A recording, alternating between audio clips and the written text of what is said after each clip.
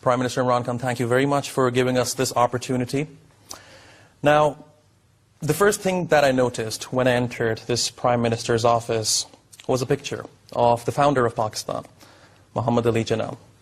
Tell me to what extent you think your government has followed his vision of a Pakistan where minorities enjoy the same rights as the majority of the country. Well, let me just first give the philosophy of Quaid-e-Azam, who was the founder of Pakistan.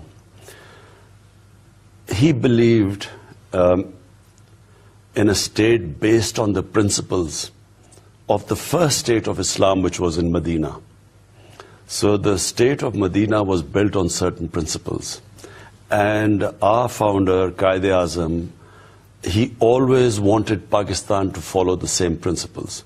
So what were the principles? Number one, justice, rule of law. Number two, a humane state, a welfare state. Number three, a state that laid emphasis on education and research so that it could move forward. The reason we were left behind by the Western civilization, because the Muslim world stopped the emphasis on education and science. He believed in meritocracy. He did not believe in hereditary politics. He believed in democracy. So these were the principles which our leader derived these principles from the first state of Medina, the Muslim state formed in Medina by a holy prophet, sallallahu alaihi wasallam. And so in that state, in the state of Medina, the minorities were equal citizens. No one could be forced into religion or out of religion.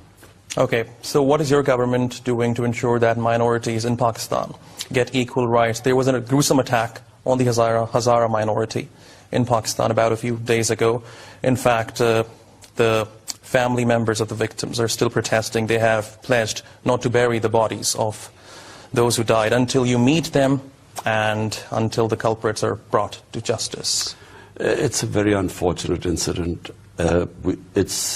It stems from the legacy of the 1980s, when the Afghan Jihad started in early 80s, and when Pakistan participated in the Jihad. One of the worst outcomes of the Jihad was sectarianism in Pakistan. And not just sectarianism, but militant sectarianism. And so this is, we have been lumbered with this legacy.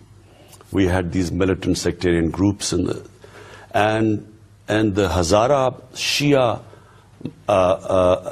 community in Balochistan was targeted by these extremist sectarian groups, Sunni extremist group.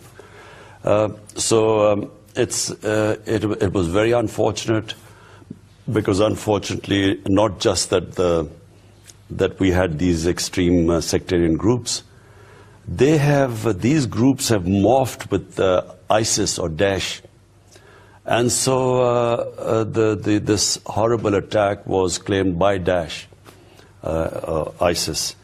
And, I can understand the pain of the Hazara community, because the last time I was in opposition when they were targeted, I actually went there and they too, they didn't want to bury the dead until there were certain promises given. And, we will assure them of complete support and protection. So Pakistan is going to do whatever it takes to protect the minorities of the country? We believe that minorities in Pakistan are equal citizens. And the job of the state is to protect them. We had another terrible incident when one religious political party targeted a mandir, a worship place of the Hindus in Karak. And the government has immediately taken action. It's arrested everyone. And our government has pledged to rebuild that temple.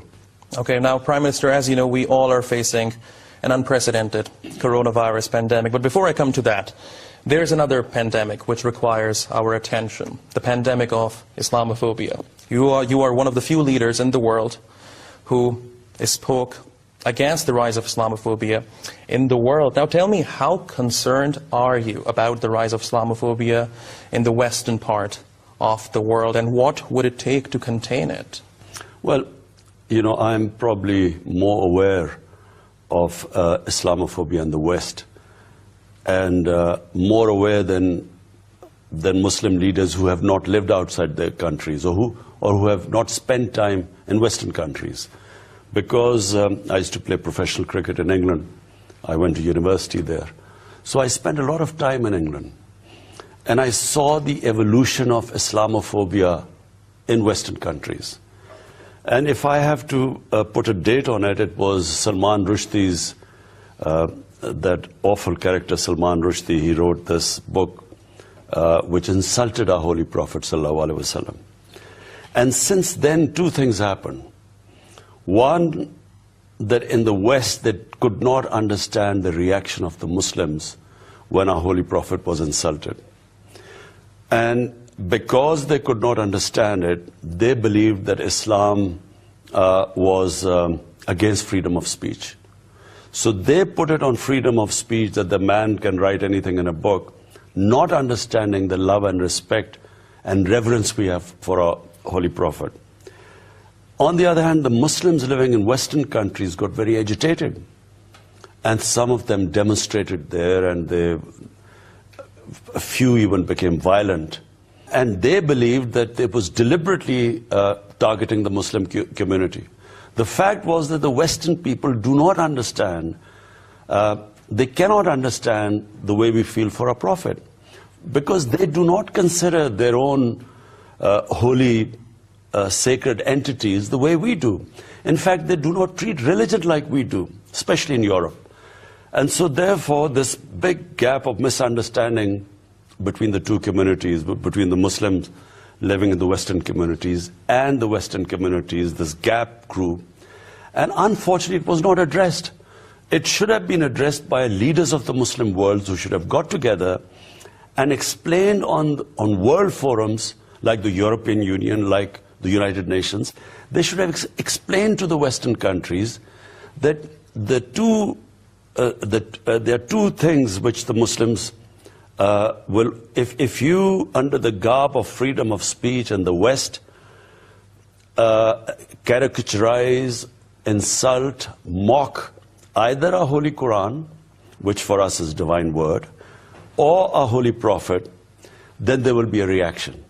And so we should have just stressed to them that these two issues should not, under the garb of freedom of speech, be ridiculed or insulted. Unfortunately, we did not. The Muslim leadership did not do so.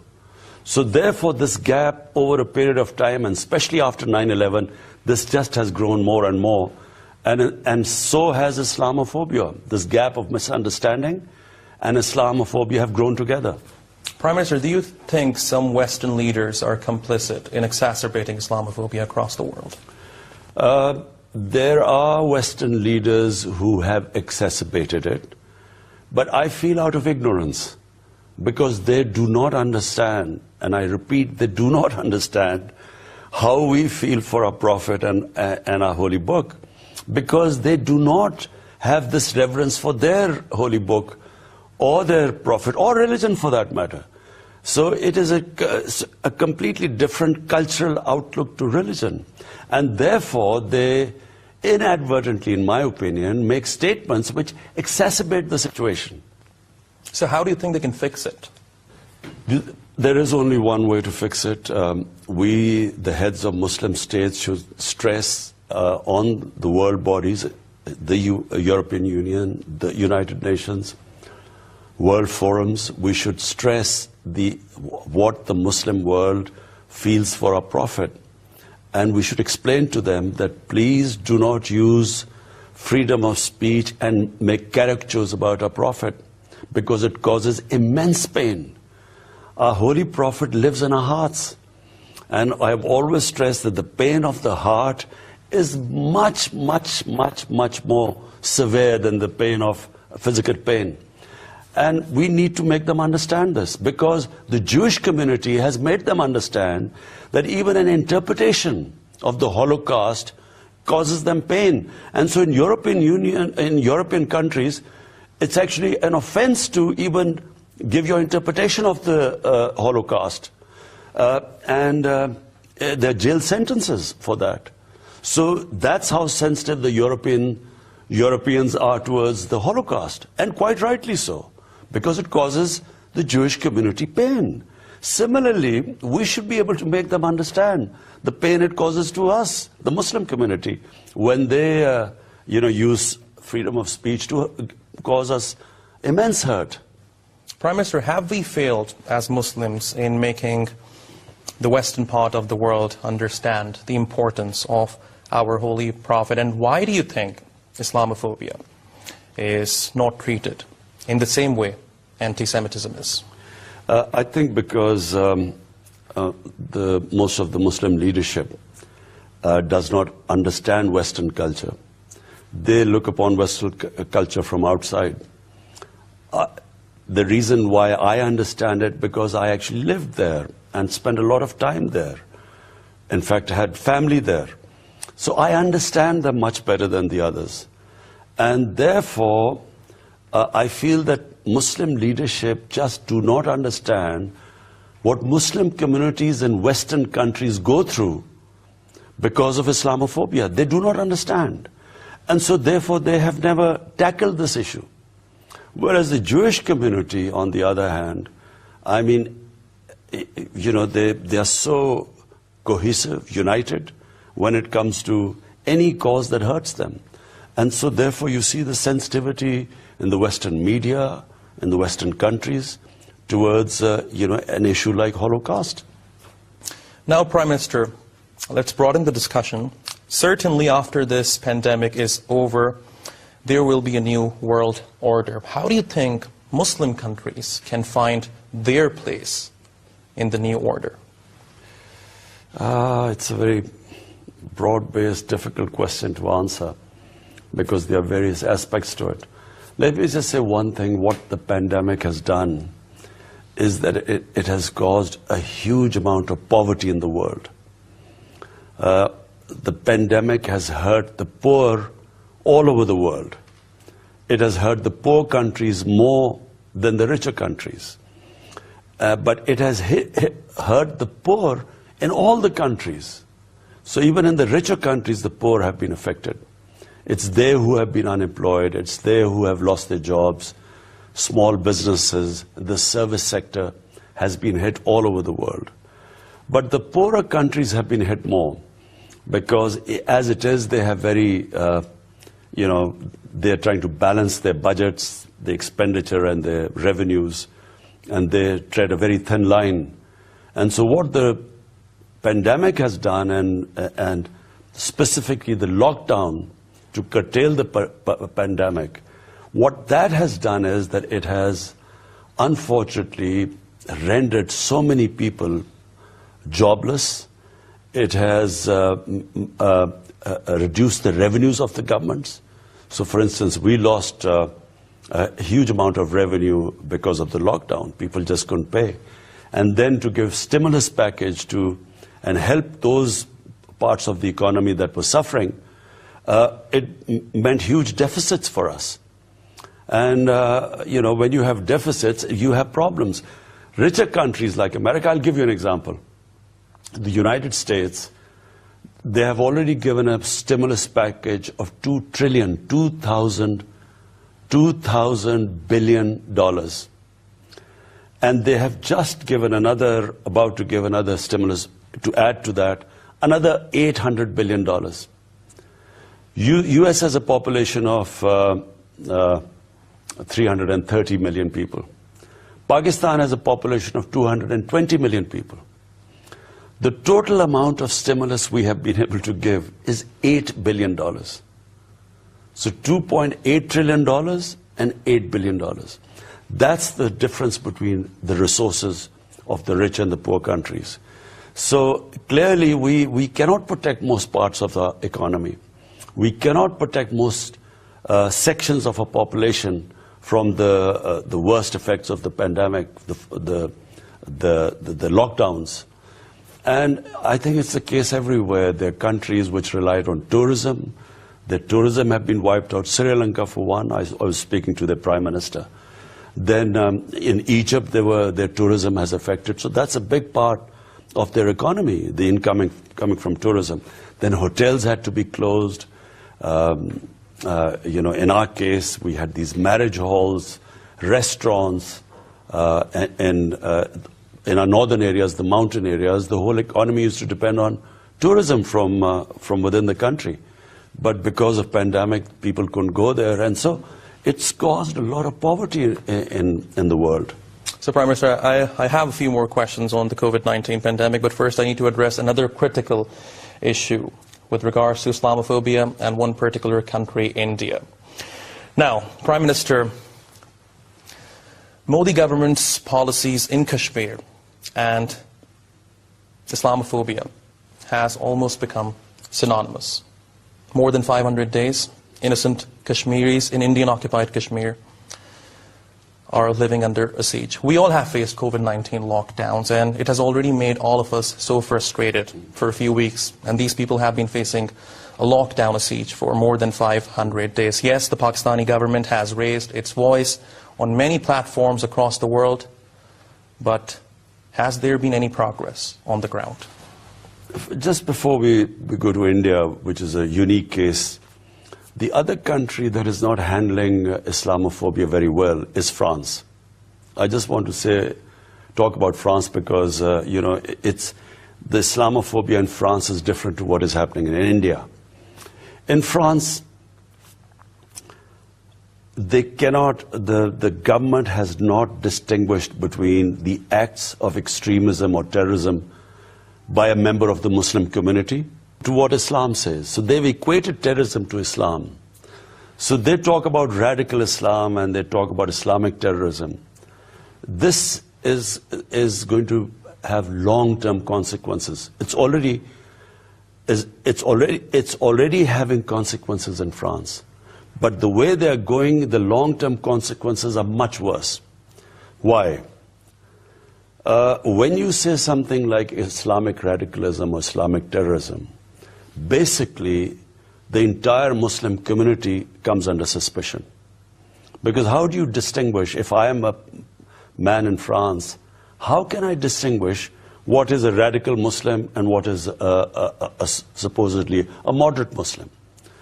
So anyone going to a mosque for me then becomes a radical. A woman wearing a hijab becomes radical. So it is a big disservice they have done to their own Muslim community living in France by making this false definition. You see, there is only one Islam. There is only one Islam, and that is of the Prophet Muhammad sallallahu alaihi wasallam. In Muslim communities, like in all human communities, they are moderates. On one, they are extreme, they will be extremists, and the other side, they'll be liberals.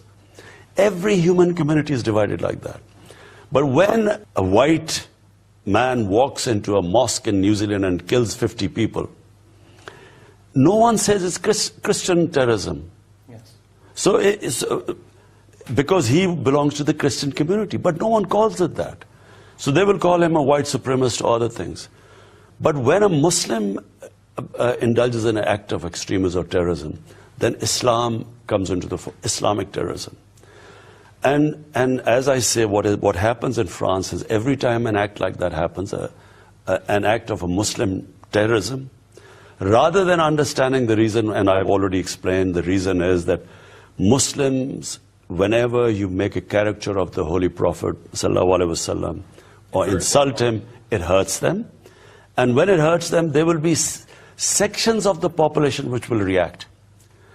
And so when they react, rather than understanding that, look, like the Jewish community, they should be more sensitive to, not use freedom of speech to insult or mock our prophet, they then stick to the word that this is attack on France's culture. And then they clamp down on mosques and Muslim communities, who then become ghettoized and actually get more radicalized. And so you've got a vicious circle going in France now. An act will take place, They will then clamp down on, the police will clamp down on the Muslims, looking for these radical Muslims.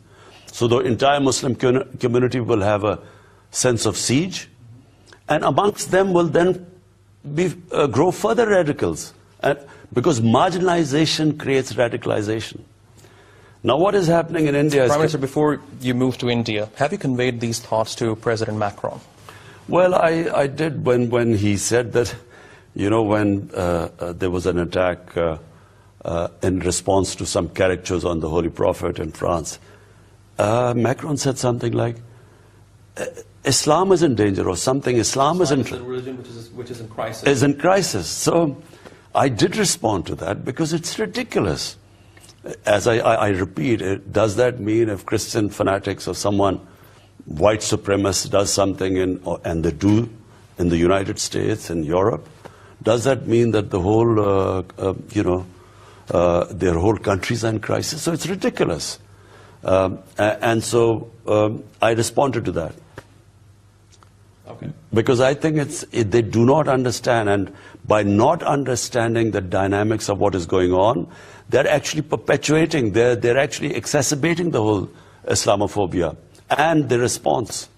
Right. Now, Prime Minister, talking about India. You see, India, look, what has happened in India is people need to understand the current government in India is RSS government. RSS government means that RSS was this political party which came, which originated in India in 1920s. But they were inspired by the Nazi party in Germany. And the founding fathers of RSS openly admired Hitler. They admired the Nazis' idea of ethnic cleansing of Jews. They admired purity of race. They were racial supremacists, like the Nazis were. So this is the origin of RSS. RSS was outlawed in India after they assassinated the great founder of India, Mahatma Gandhi, when he was assassinated by an RSS extremist. So it was thrice outlawed in India because they had these cadres who were, you know, like Hitler's brown shirts. They have about 4 million or so of these RSS brown shirts. And they go around beating up people, and just like the brown shirts did in Nazi Germany. Now, when Narendra Modi came to power, remember that he was responsible for a pogrom against the Muslims in Gujarat in 2002, when thousands of Muslims were butchered. And while he was the chief minister, and for 3 days, he allowed it to happen. So police stood back and watched the butchery of Muslims. 100,000 Muslims in Gujarat were made homeless. Their homes were burnt. So this is his background. And sure enough, when he came into power, rather than when you rise to that level, you expect someone to, move towards the center or moderation.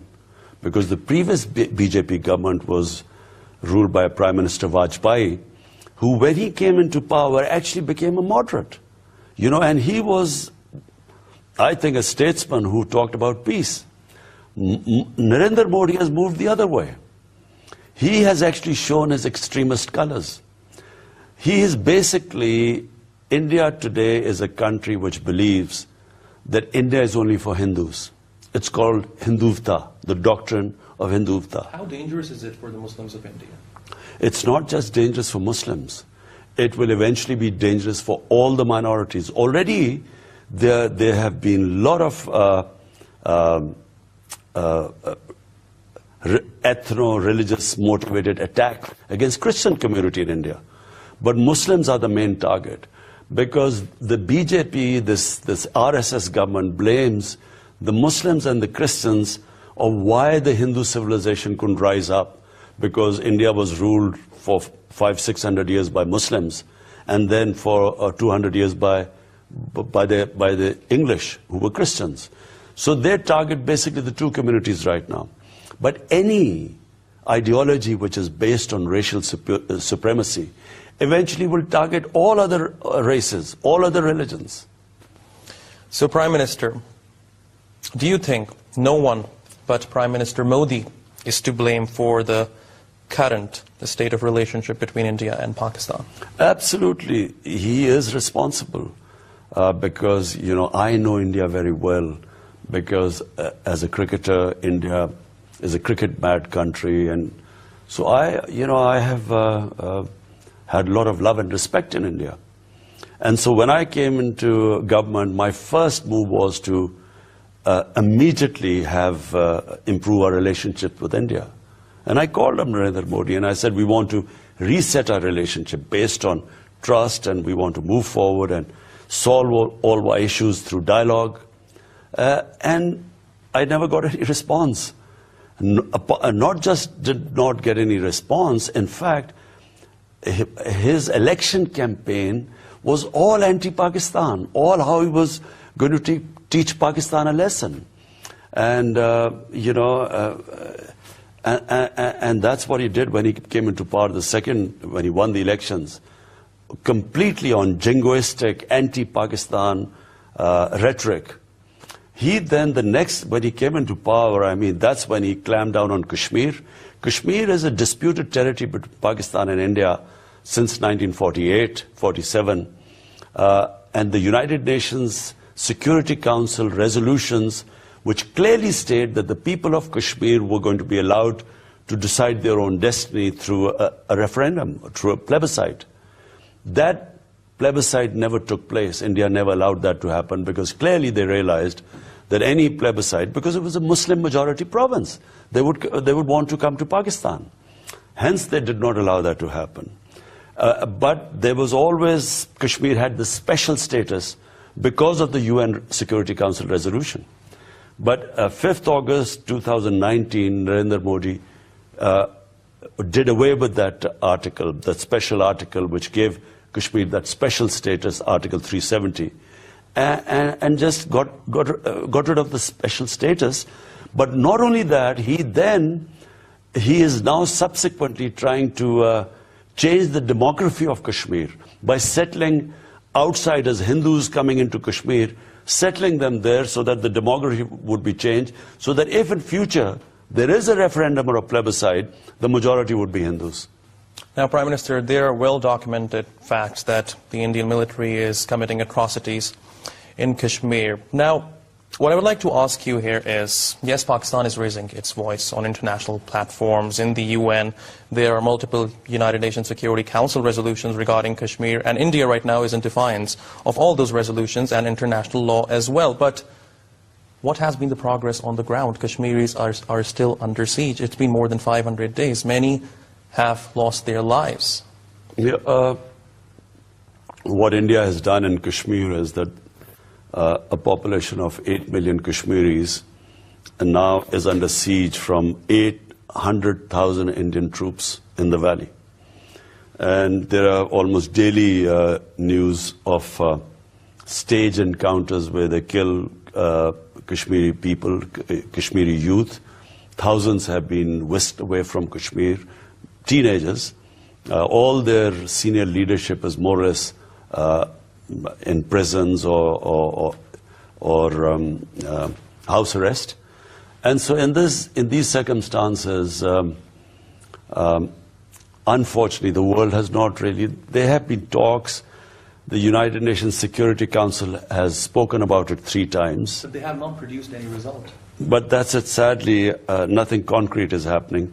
And sadly, also because the United States and Western countries somehow see India as a bulwark against China. You know, they want to build up India as a counterbalance to China, which I think is a huge mistake. Because, you know, they are then, as always happens when you want an ally and you need an ally, then you just, the Western world just does not worry about their human right abuses. This always happens. Prime Minister, do you think Pakistan needs to deal with the Kashmir issue differently now? What can Pakistan do?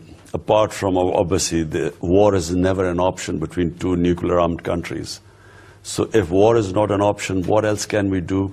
approach international forums, which we have done. We have been speaking about it in the United Nations. We are also contemplating lawfare, and in other words, use law to fight our case on Kashmir. But I think Kashmir is an issue which, in my opinion, like the Palestinian issue, is not going to go away if the world thinks that it's just suddenly these people will disappear in thin air. It's not going to happen. This will go on. And in my opinion, by Narendra Modi taking this extreme step, which he has done, by depriving them of their special status, he's basically pushed Kashmir to a point where there are hardly any pro-Indian Kashmiris left. Because previously there were political parties that were pro-India. Today, if there is a free and fair election in India, the sort of oppression that has taken place in Kashmir since 5th August, they pushed the Kashmiris to a point where no political party in Kashmir will survive which is pro-India. Now, Prime Minister, as you know, President-elect Joe Biden will assume office in a matter of few more weeks from now. What are your expectations from his administration with regards to the Kashmir issue? Very difficult to say. I have no idea really how the Biden administration will behave. We will, of course, I spoke to President Trump, and twice I spoke to him, and he did offer to mediate between Pakistan and India on Kashmir. But obviously Indians stonewalled it. Let's see. We will again try with the Biden administration. Let's see. We'll try our best. Now, again, talking about U.S.-Pakistan relations, how do you see the future of relationship between these two countries under President-elect Biden? Again, difficult to predict what will happen, but what I can say is that we want the U.S. to be even-handed between Pakistan and India. That's all we want. What we do not want is what is happening right now, where India is supposed to be this big ally of the Western countries against China. And I don't understand why there has to be this rivalry with China to a point where you need to have allies so that they counterbalance China. I do not understand this anyway, but I think that this policy is difficult for Pakistan because then the whole thing gets lopsided. India is favored. Pakistan's legitimate rights are ignored. Although Pakistan has, if you look back in the past, Pakistan has given huge sacrifices for United States. We became their partner, frontline state in the Afghan jihad. And after the jihad was over, the US abandoned Pakistan. In fact, slapped sanctions on us. And Pakistan was left with the baby, which meant we had these sectarian groups, we had militant groups in Pakistan, which later on the same US blamed Pakistan for these militant groups. These same militant groups were Mujahideen, helped by the US, by the CIA, helped Pakistan, financing them to fight the Soviets. But once they left in '89, the Soviets left, the US abandoned us, we were left with these groups. And same groups come 2001, 9/11. Pakistan then was asked to take on the same groups which had been indoctrinated in jihad, which meant foreign occupation. So when the Soviets had invaded Afghanistan, fighting the Soviets the Mujahideen they were heroes. But when the same people turned against the US, when they occupied Afghanistan, they became terrorists. And Pakistan's job was to take care of these terrorists. We paid a huge price for that. Pakistan lost 70,000 people in that.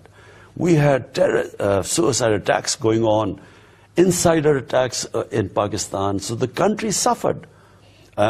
Really, we should have stayed neutral because once we had created these groups who were indoctrinated in jihad, then come a decade later, after 9/11, then these groups now were terrorists.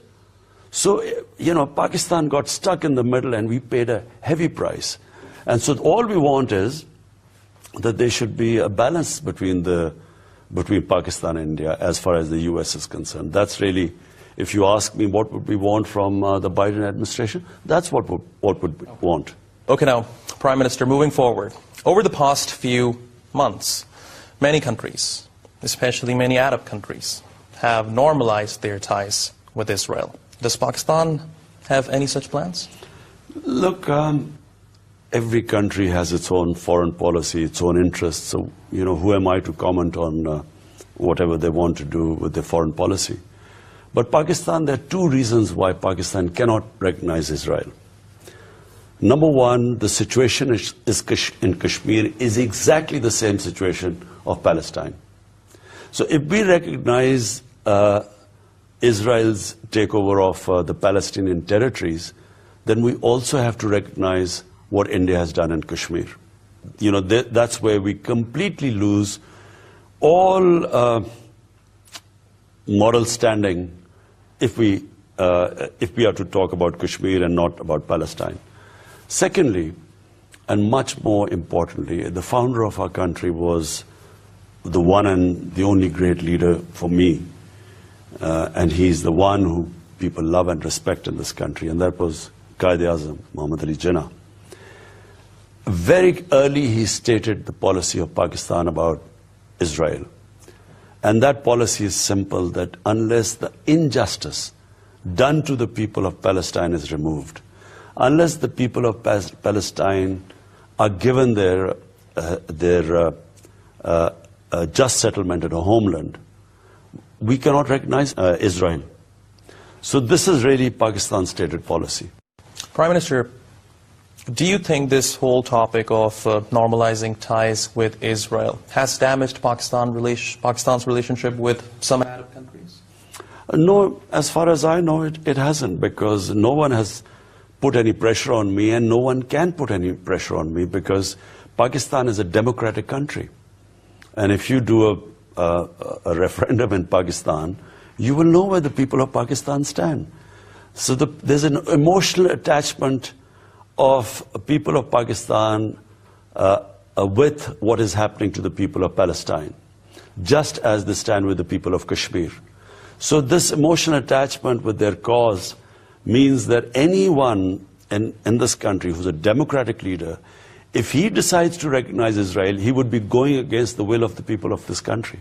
Now, Prime Minister, let's talk about the coronavirus pandemic. The way Pakistan handled this pandemic has been praised across the world. How did you do that? Number one. And do you think Pakistan is lagging behind when it comes to vaccines against COVID-19?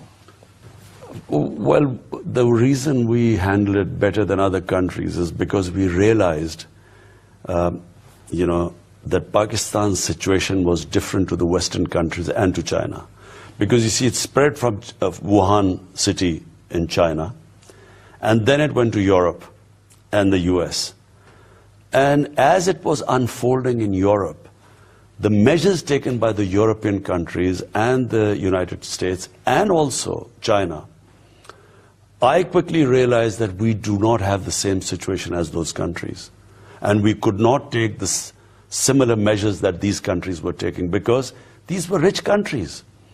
And even despite being rich countries, I mean, the people in those countries suffered and are suffering today.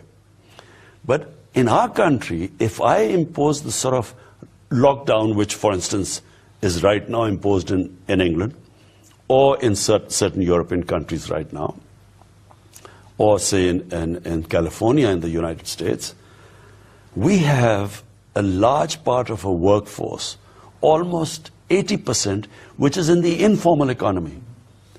So, and then we have these daily wages or weekly wages who go and work on a daily basis or a weekly basis to feed their families.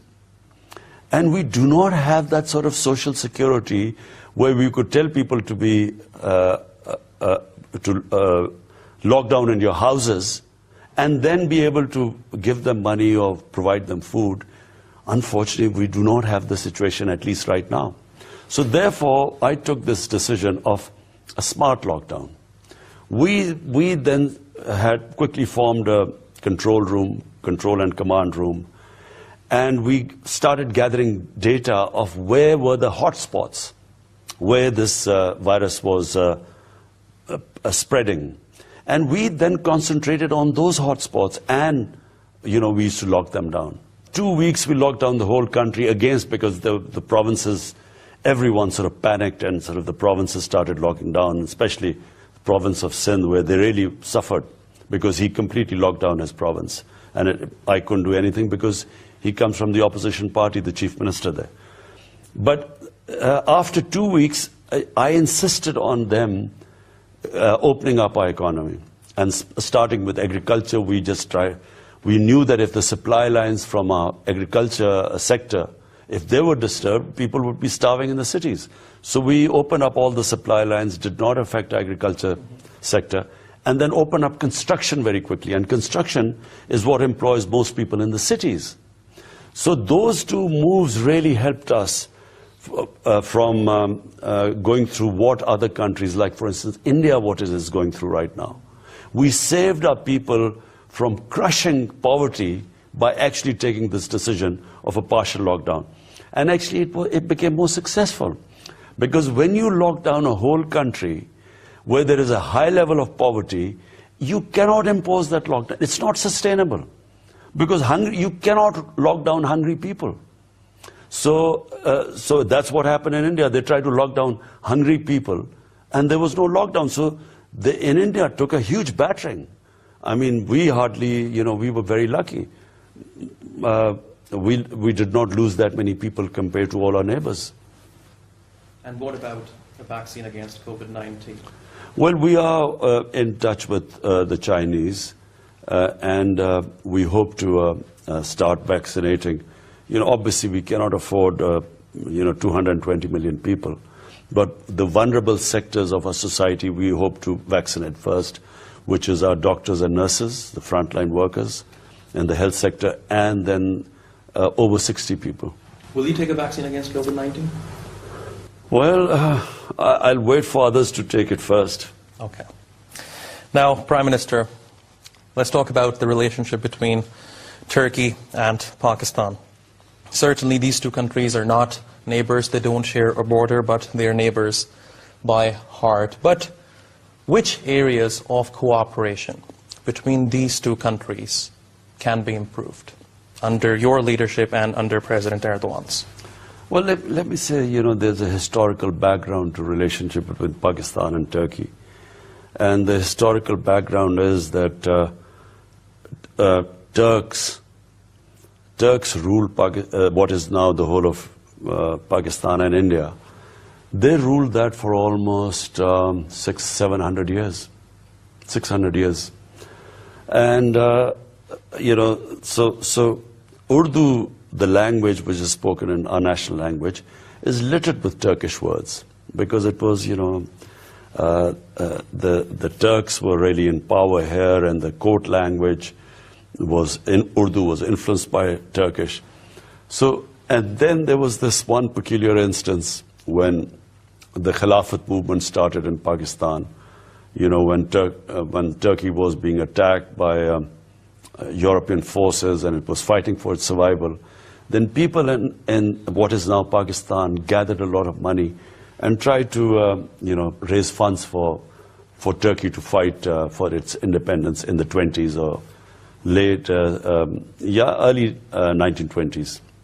So there is a historical linkage between the two countries.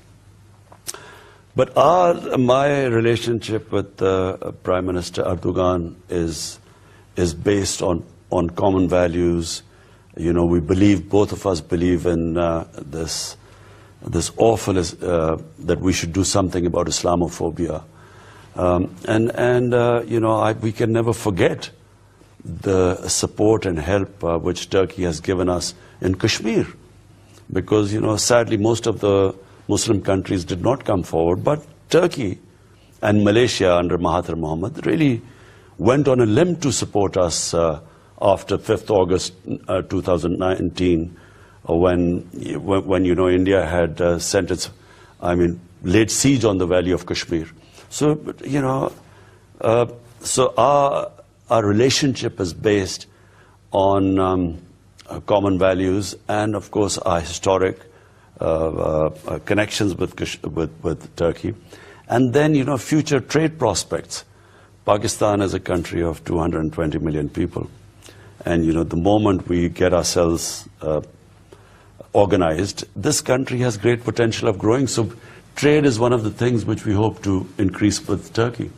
Now, Prime Minister, you have praised President Erdogan's stance on the Kashmir issue and the causes that Pakistan and Turkey share. How do you find him as a leader?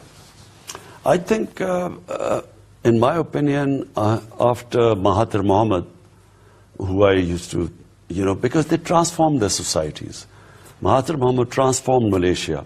I believe their per capita was about $600 when Mahathir Mohamad took over, and when he left, it was $9,000. So the hallmark of a statesman is that he transforms a society. And that's what President Erdogan has done. Because we know the state of Turkey, very similar to our state right now, when he took over. And, Turkey has become a formidable country since then. Every country goes through cycles. It has to happen. But, on the whole, if you look at the trajectory of Turkey since President Erdogan took over, Turkey has just become a force. Now, Prime Minister Khan, my last question to you.